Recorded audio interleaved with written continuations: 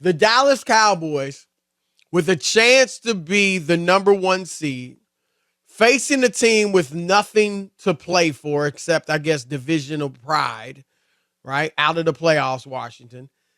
Washington was sitting several of their players, their top players. And the Cowboys, who are like one of the top scoring teams in the league, go in there and bring, as I've been saying for months, their F game.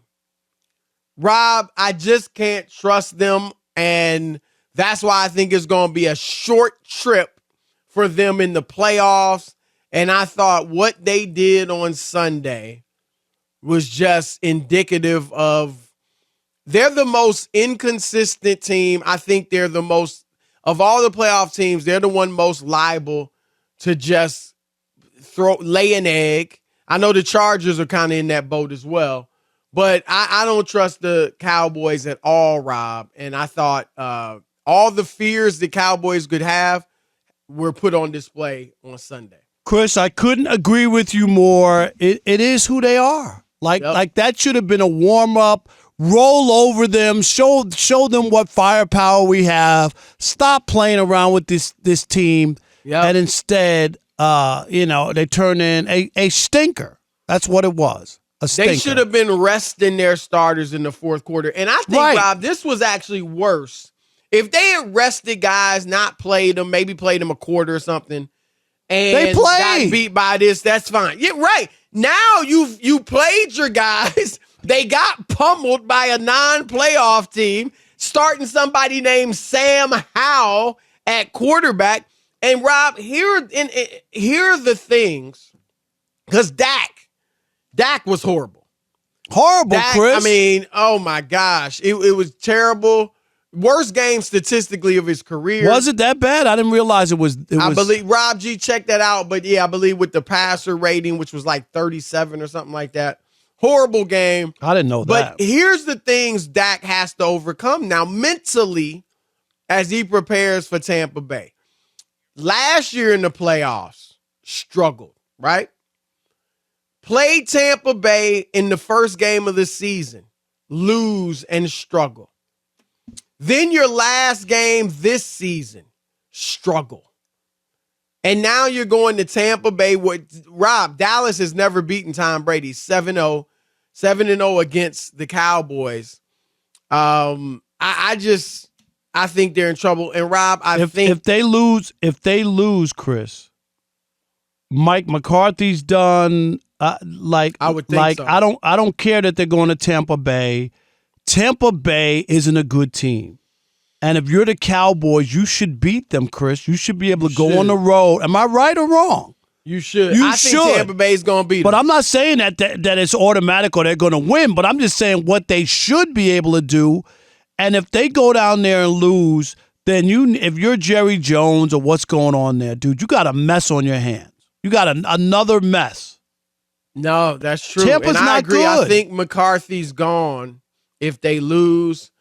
You know, everybody's talking about Sean Payton, and he obviously has the connections to Jones. You see, he already talked to the Broncos, right? I mean, Yep. And, Carolina, I don't know if they talked yet, but I'm thinking of Harbaugh. Right. I'm thinking of Harbaugh. But I'm not sure. I think Payton, Rob, is going to want some power. And I don't think he's going to want the owner. So then he's not going to the Cowboys, Chris. Because there's no way Jerry Jones. He knows Jerry as well as anybody. And I think you're right, but I think that could be a roadblock. I'm not saying I know for sure, but I just think if I'm Sean Payton, Rob, and I got enough juice where I can go to some of these other situations and probably run the football department and not have an owner meddling all the time, I think that might be more appealing to me. It's going to be, what you get into with Jerry Jones. So the big mistake is to go there and think you're going to run you're going to run the organization. Because it's just, Chris, I don't care what he says or promises you. As long as Jerry's alive, he's going to be involved in the running of the Dallas Cowboys. And Rob, I agree, but I'm sick of hearing him speak after games.